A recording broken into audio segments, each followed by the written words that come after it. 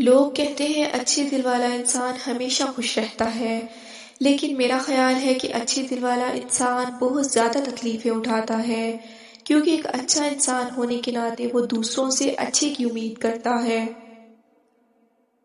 اپنی طرف سے پوری کوشش کرو، محنت کرو، صحیح طریقہ اپناؤ، دعا کرو، امید رکھو اور پھر نتیجہ اللہ پر چھوڑ دو۔ کسی کا اتنا دل مت دکھاؤ کہ وہ اللہ کے سامنے تمہارا نام لے کر رو پڑے، کیونکہ ٹوٹے ہوئے دل کی آہ عرش تک جاتی ہے۔ مولا علیہ السلام نے فرمایا، جس نے تمہارے ساتھ برائی کی ہو اس کے ساتھ احسان کر کے اسے بدلہ دے دو، کیونکہ احسان بس زبانوں کی زبان کو بند کرتا ہے۔ حضرت علی نے فرمایا، کوئی تمہارا دل دکھائے تو ناراض مت ہونا، کیونکہ قدرت کا قانون ہے کہ جس درخت کا پھل زیادہ میٹھا ہوتا ہے لوگ پتھر بھی اسی کو مارتے ہیں۔ حضرت علی نے فرمایا، تعجب ہے ان لوگوں پر جو نجات کا سبب اپنے پاس رکھنے کے باوجود بھی ہلاک ہو جائے۔ پوچھا گیا وہ سبب کیا ہے؟ حضرت علی نے جواب دیا، توبہ و استغفار کرنا۔ حضرت علی، تمہاری نیت کی آزمائش اس وقت ہوتی ہے جب تم کسی ایسے انسان کی مدد کرتے ہو جس سے تمہیں کسی چیز کی لالچ نہ ہو۔ حضرت امام حسن فرماتے ہیں، قیامت کے دن اسی کو امن امان حاصل ہوگا جو دنیا میں خدا سے ڈرتا رہا ہو۔ اگر آپ چلتے ہوئے پیچھے مڑ کر دیکھنے کے عادی ہیں تو آپ گھر سے ملنے والی اعتماد کی کمی کا شکار ہیں۔ اگر آپ سیدھی لائن میں بآسانی نہیں چل سکتے تو یقین کیجیے آپ طلسماتی خرابی کا شکار رہے ہیں۔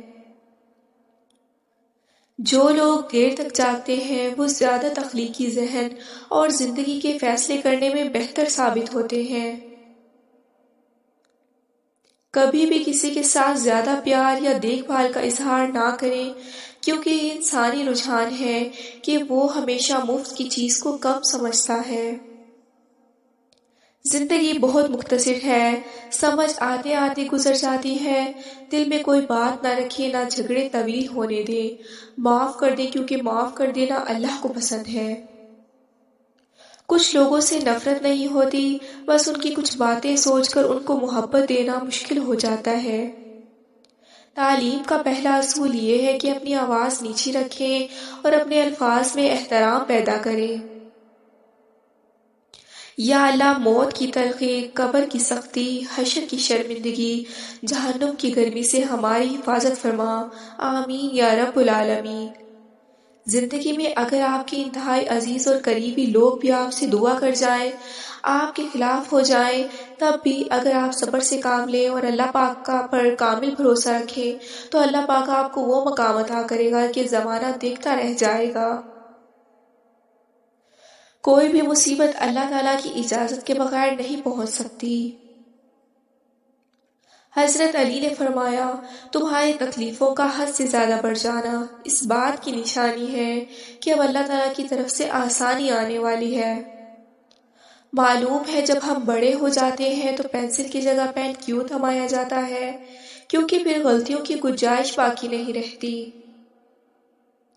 جب تم اللہ کے لیے صبر کرتے ہو، اس کی ہر مصلحت کو خوشی سے قبول کر لیتے ہو، تو پھر کیسے وہ تمہیں وہ دینے میں راضی نہیں ہوگا جس کے لیے تم اس سے دعائیں مانگتے تھے۔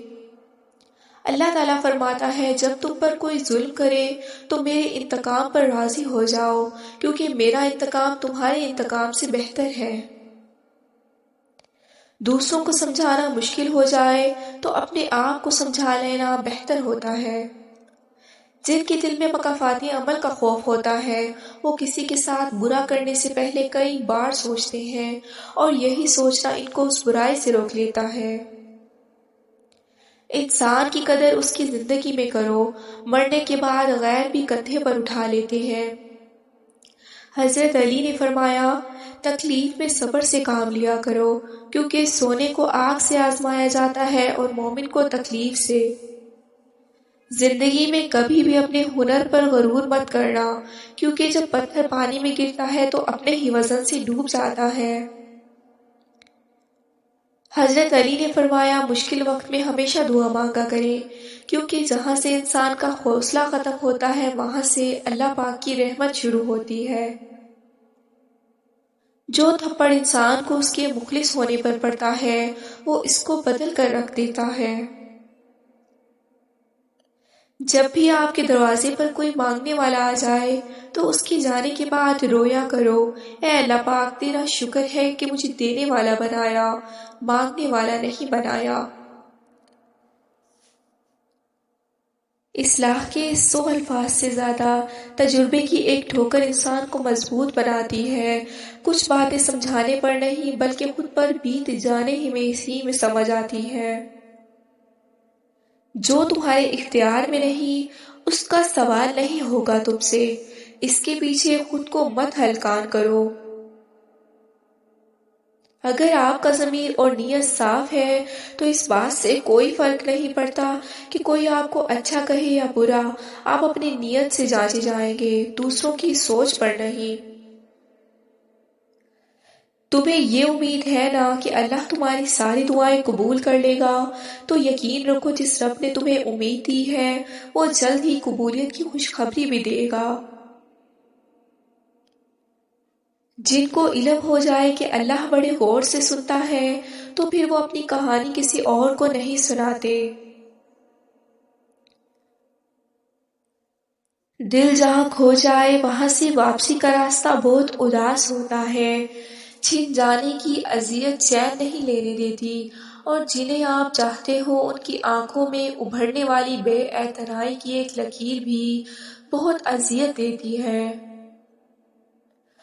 ہم سب ایسے نابینا معاشرے میں رہتے ہیں جہاں اداسی کو ظاہر کروانے کے لیے رونا پڑتا ہے اور بیماری کا بتانے کے لیے مرنا پڑتا ہے۔